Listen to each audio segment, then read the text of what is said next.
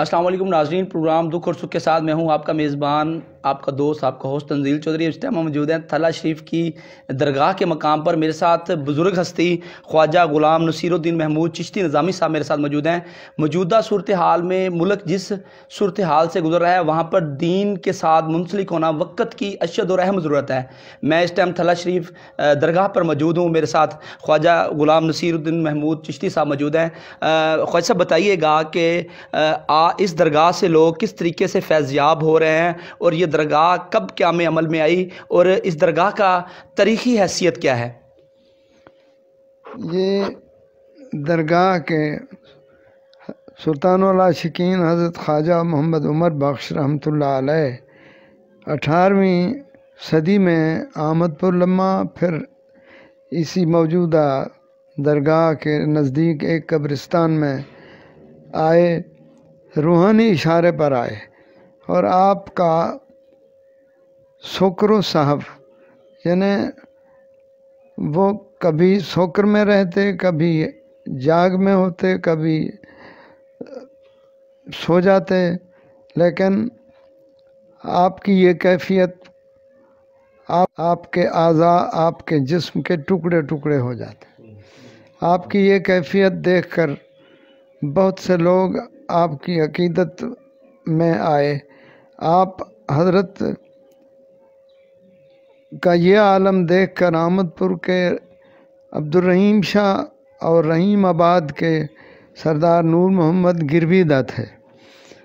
آپ نے کرامات کے ذریعے اور قوالی کے ذریعے دین کو پھیلایا، اور آپ کے سخن میں عشق اور محبت کی شمع روشن تھی۔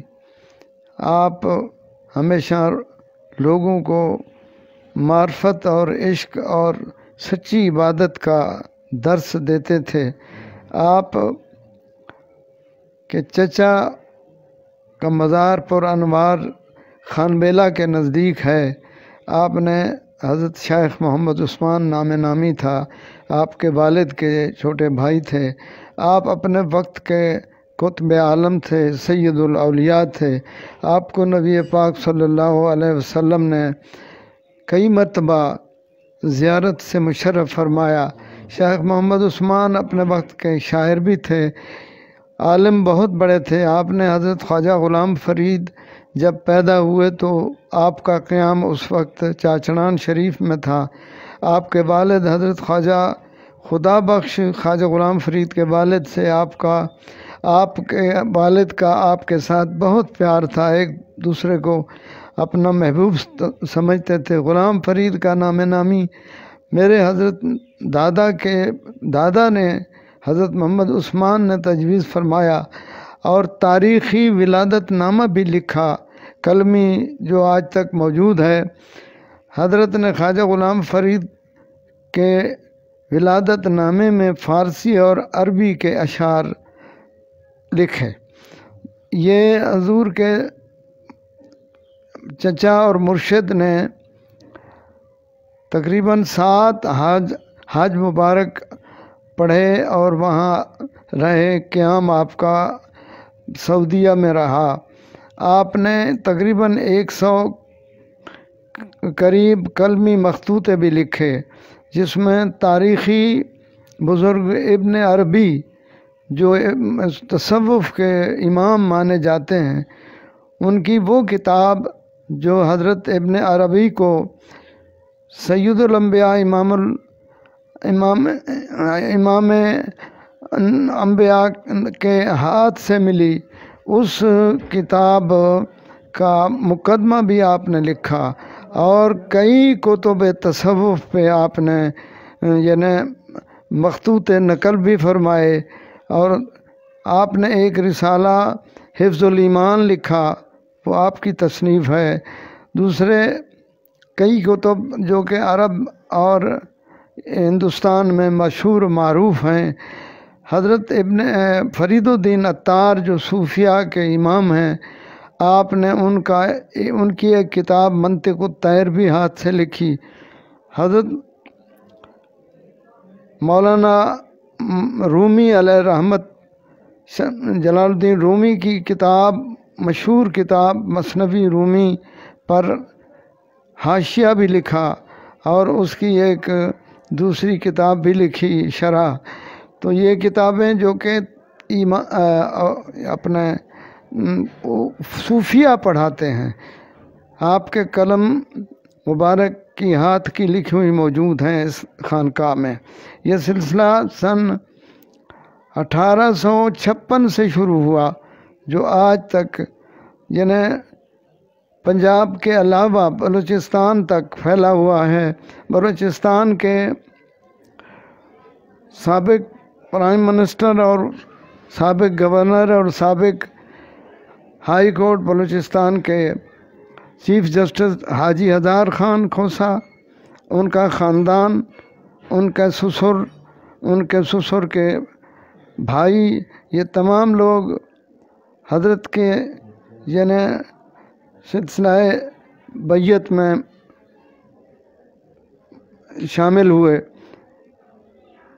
مرحوم میر ظفر اللہ خان جمالی کی حقیقی پھوپھی کے بیٹے اور ان کا خاندان موجودہ گورنر میر جان محمد جمالی کے والد مرحوم میر نور محمد خان، جو کہ سن 1938 میں بیمار ہوئے، تو حضرت کی خدمت ان کے ماموں لائے، تو ان کی 7 سے 8 سال عمر تھی۔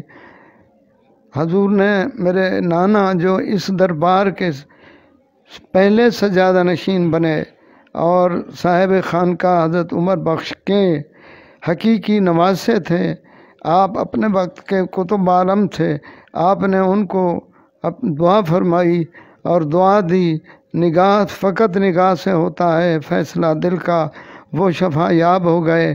وہ بھی اپنی زندگی میں یہاں حاضری دیتے رہے۔ آج تک جمالی خاندان کی عقیدت اور کھوسا خاندان کے معزز لوگ، جو پاکستان کی پہلی اسمبلی کے MLA تھے، مشہور خان صاحب شال خان، جن کا دادا مرحوم میر دل مراد خان انگریزوں سے لڑتا ہوا شہید ہوا، ان کا خاندان، ان کے 2 پوتے میر سکندر خان، میر شال خان اور خان صاحب سردار خان جو ان کا پوتا تھا، اور ان کی اولاد بھی حضرت خواجہ گل محمد صاحب علیہ رحمت قطب غریب نواز سے دست بیعت میں شامل تھی۔ آج تک یہ سلسلہ چشتیہ بلوچستان تک، اپنے سندھ تک، اور رحیم یار خان ملتان کے اعلیٰ کاریگر مستری اللہ بخش، جس نے بہو مسجد تعمیر کی، اس کے حقیقی بھائی محمد بخش اور ان کے چچا زاد بھائی واحد بخش اور ان کا خاندان، جو کہ عراشی، کاشی اور دیگر فن کاریگری میں مشہور تھا، وہ حضرت کے مریدین میں شامل تھے۔ اچھا حضرت صاحب، یہ بھی بتائیے گا کہ اس درگاہ میں موجودہ صورتحال میں لوگ کن مسائل کو لے کر یہاں پر آ رہے ہیں، مختصر بتائیے گا۔ مسائل تو زیادہ تر روزی کے متعلق، گھریلو پریشانیوں کے متعلق، کہ ہماری یہ پریشانیاں کس طرح دور ہوں، تو ان کو بزرگوں کے بتائے ہوئے ورد بتائے جاتے ہیں، اور سنت نبویہ پہ عمل کرنے کے لیے اور دیگر جو ضروری ہدایات ہیں، جس طرح کے کپڑوں کے متعلق ہو، حجامت کے متعلق ہو، روزی کے بارے میں ہو، دیگر جو پریشانیاں ہیں ان کے متعلق ورد اور وظائف بتا کر ان کی تسلی کی جاتی ہے۔ اس پہ عمل کرنے کے بعد ان کو کافی یعنی مدد مل رہی ہے۔ اچھا خواجہ صاحب، یہ بھی بتائیے گا کہ آپ کا یہاں پر بیٹھنے کا شیڈول کیا ہے؟ اب روزانہ کی بنیاد پر مریدان آپ سے ملنے کے لیے آتے ہیں؟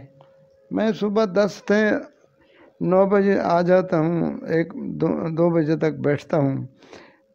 مریدین بھی آتے ہیں، سائلین بھی آتے ہیں، پرانے اور قدیم مریدین کی اولاد بھی آتی ہے، سب لوگ آ رہے ہیں۔ بڑی مریدین کی تعداد یہاں پر تھلہ شریف کے مقام پر موجود ہے۔ آپ خواجہ نصیر الدین چشتی نظامی صاحب کی گفتگو سن رہے تھے۔ اسی کے ساتھ مجھے اور میرے ساتھی ہوسٹ ابو بکر عباس کو اجازت دیجیے گا۔ اللہ تعالی ہم سب کا حامی و ناصر ہو۔ اچھا خواجہ صاحب سے جو ہے ہم مزید کچھ کہنا چاہ رہے ہیں، ان سے جانتے ہیں۔ میرے والد ماجد 2.5 سال عمر میں یتیم ہوئے۔ آپ بڑے متبہر عالم تھے، آپ کو اپنے پیر و مرشد نے بہت بڑا علامہ فرمایا۔ آپ نے سن 51 سے 56 تک علامہ کاظمی وقت کے جید عالم غزالی زماں کے ہاں رہے، اور آپ نے ہندوستان کے ایک بہت بڑے عالم دین مولانا انور کاشمیری کے شاگرد مولانا واحد بخش کے ہاں جملہ علوم پڑھے تھے۔ ان کے بعد آپ نے دور حدیث آپ کے مرشد کے مطابق پاکستان کے محدث اعظم حضرت مولانا سردار احمد قادری چشتی کے ہاں لائل پور میں سن 58 میں دور حدیث پڑھ کر تھلہ شریف آئے، اپنے پیر و مرشد حضرت خواجہ گل محمد صاحب علیہ رحمت کے حکم پر یہاں آستان کا تمام نظام سنبھالا۔ خواجہ محمد عبدالحمید ابن خواجہ محمد بخش نامی تھا۔ جی بالکل، آپ بڑی مفصل گفتگو سن رہے تھے حضرت خواجہ غلام چشتی نظامی اویسی صاحب کی، جو آپ کو موجودہ صورتحال کے مطابق مذہبی حوالے سے بھی اپنے خیالات کا اظہار فرما رہے تھے۔ اسی کے ساتھ مجھے میرے ساتھی ہوسٹ ابو بکر عباس کو اجازت دیجیے گا۔ اللہ تعالی ہم سب کا حامی و ناصر ہو۔